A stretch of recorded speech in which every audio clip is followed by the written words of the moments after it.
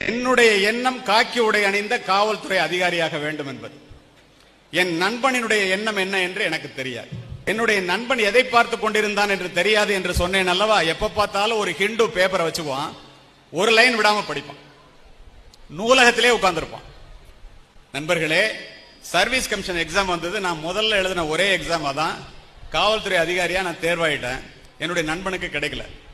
நான் வந்துட்டு சொன்னேன், ஏண்டா எப்ப பார்த்தாலும் இந்த நூலகத்தையே கட்டி அழுதிய, நீ மைதானத்துக்கு வந்தா எஸ்பி ஆயிருக்கலாம்லன்னு சொன்னேன். பல இடங்களிலே பணிபுரிந்து சிறப்பு பதவி உயர்வினை பெற்று எந்த எஸ்பி பங்களாவை பார்த்து கொண்டு நாட்டுப்புறத்து ஏழை சிறுவனாக கல்லூரிக்கு சென்றேனோ அதே எஸ்பி பங்களாவிலே காக்கி உடை அணிந்து சிவப்பு விளக்கு சுழல என்னுடைய தாயுடனும் தந்தையுடனும் குடிபுகுந்தேன்.